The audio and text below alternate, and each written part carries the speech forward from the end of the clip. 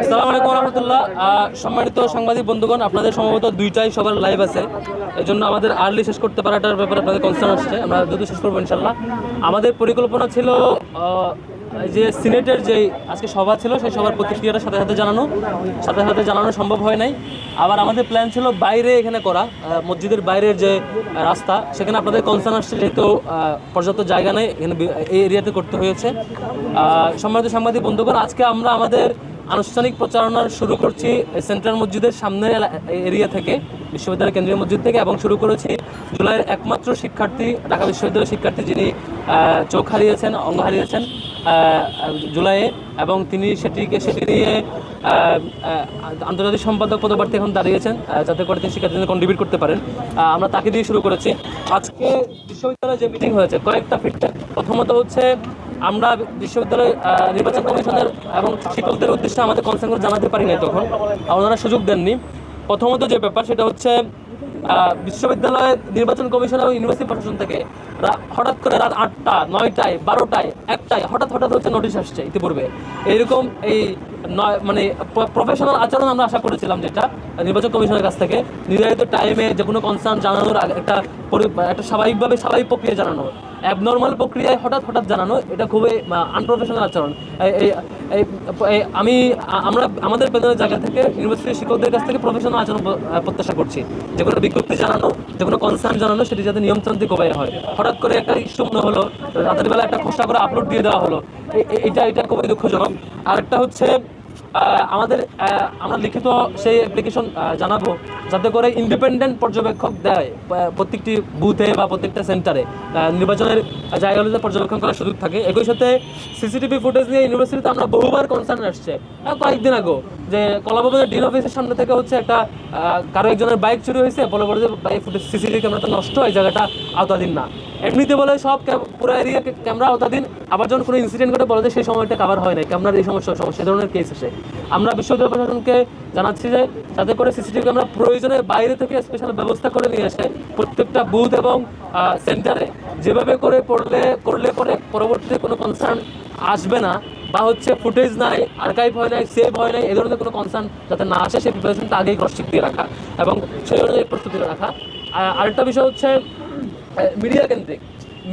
মিডিয়ার অ্যাক্সেসের ক্ষেত্রে যাতে বিশ্ববিদ্যালয় প্রশাসনের দিক থেকে লিমিট না থাকে, যে হচ্ছে শুধু 2জন ঢুকতে পারবে, 3জন ঢুকতে পারবে, বা রেজিস্টার্ড আগেই সাংবাদিকদেরকে হাউসগুলো থেকে রেজিস্টার্ড সাংবাদিকদেরকে নিয়ে যাতে মিডিয়ার অ্যাক্সেসিবিলিটি থাকা, প্রত্যেকটা সেন্টারে মিডিয়া যাতে অল টাইম থাকে, সেই অ্যাক্সেসটা থাকা, ক্রস চেকের জায়গাটা থাকা, সেটা যাতে নিশ্চিত একটা নির্দেশনা দেয়। সেটি আজকে আমরা বিশ্ববিদ্যালয় প্রশাসন থেকে শুনি নাই। এ ব্যাপারে আমাদের ফিডব্যাক কি, পরিকল্পনা কি।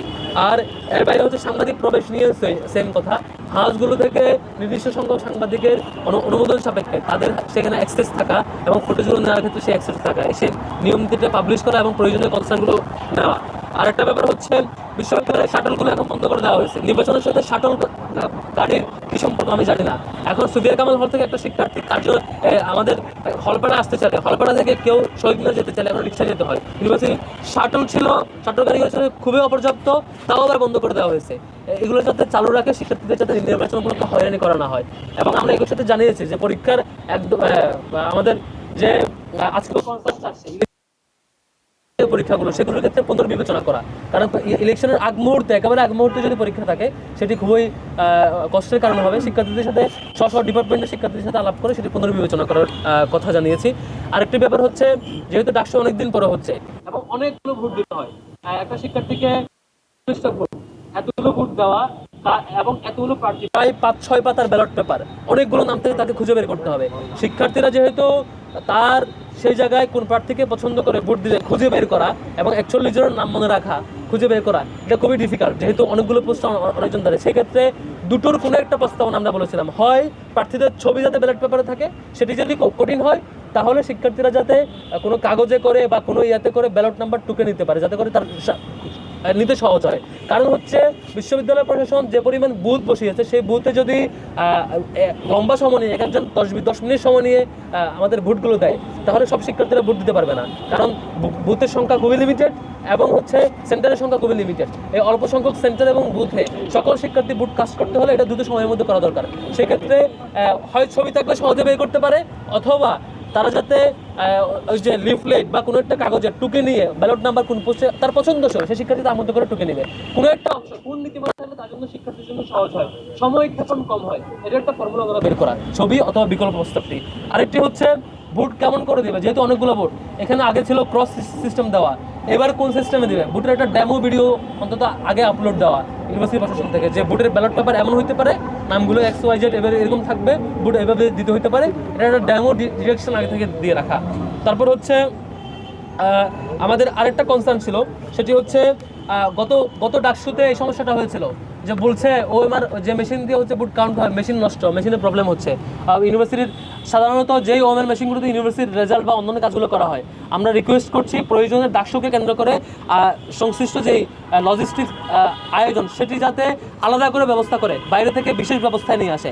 কারণ ইউনিভার্সিটি দীর্ঘদিন সচল না, এমন ব্যবস্থাপনা যদি হঠাৎ করে করতে চায়, দীর্ঘদিন এগুলো ব্যবহৃত হচ্ছে না, তখন বলা হবে বিকেলবেলা যে সিস্টেমেটিক্যাল আমাদের টেকনিক্যাল এরর হচ্ছে, মেশিন নষ্ট হচ্ছে, লেট হচ্ছে, এই কারণগুলো আমরা শুনতে চাই না। ডাকসু বারবার আসে না, বহুদিন পর ডাকসু আসছে, বারবার আসে নাই, দীর্ঘদিন শিক্ষার্থীরা ভোটাধিকার থেকে বঞ্চিত হয়েছে।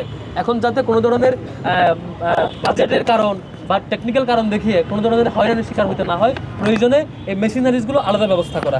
আর একই সাথে আরেকটা প্রস্তাবনা আমাদের ছিল, যেহেতু প্রত্যেকটা সেন্টারে আলাদা করে ভোট কাউন্ট হবে, সেখানে অ্যানাউন্স হবে, সেক্ষেত্রে ভোট কাউন্টের ওই যে যখন পেপারগুলো মেশিনে দেওয়ার মধ্য দিয়ে ভোট স্ক্রিনিং হয়, তখন যাতে স্ক্রিনে শো করার একটা বিশেষ ব্যবস্থা রাখা যায়, এবং সেখানে মেয়ের অ্যাক্সেস থাকা, শুধুমাত্র আপনি টিচারের অ্যাক্সেস থাকবে বা আর্মির অ্যাক্সেস থাকবে, এটুকুর মধ্য দিয়ে আমরা আস্থা রাখতে পারছি না বিগত এক্সপিরিয়েন্সের জায়গা থেকে। সেক্ষেত্রে আমাদের রিকোয়েস্ট হচ্ছে সেখানে যেখানে কাউন্ট হবে সেখানে দূর থেকে মেয়ের অ্যাক্সেস থাকা, এবং একই সাথে স্ক্রিনে যদি এগুলো শো করা হয়, যে ব্যালট পেপার মধ্য দিয়ে যে রেজাল্টটা শো করছে ক্যালকুলেটর, সেটা যাতে শো করা যায়, এরকম ব্যবস্থা রাখা।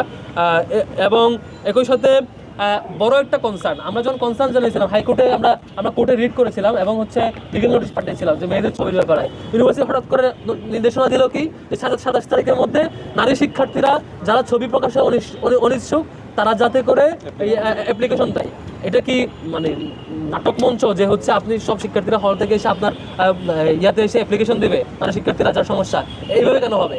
এইভাবে হবে না, বরং আপনি অনলাইনে একটা ফর্ম ছেড়ে দেন ওয়েবসাইটে, যে শিক্ষার্থীরা তার ইমেল বা হচ্ছে রেজিস্ট্রেশন নাম্বার দিয়ে ঢুকে সে কনসার্ন জানাবে যে আমার এই রেজিস্ট্রেশন নাম্বার, এই হলে থাকি, আমার হচ্ছে ছবি প্রকাশ করা যাবে না, এইটুকুই। এখন যদি আমার 49% শিক্ষার্থী না শিক্ষার্থী, ওখান থেকে যদি এখন 5000 শিক্ষার্থী যদি এসে যদি বলে আমি অ্যাপ্লিকেশন জমা দেবেন, ক্রাউড হয়ে যাবে, যে আপনি কি অ্যাপ্লিকেশন জমা দিবেন, আবার এই অ্যানালগ কাগজ থেকে ম্যানুয়াল কাগজ থেকে আবার ইনপুট দিবেন, এই প্যারামিটারে যাওয়ার দরকার নাই, সেটা অনলাইন সিস্টেমে করা নারী শিক্ষার্থী বোনদেরকে এই হয়রানি থেকে মুক্তি দেওয়া।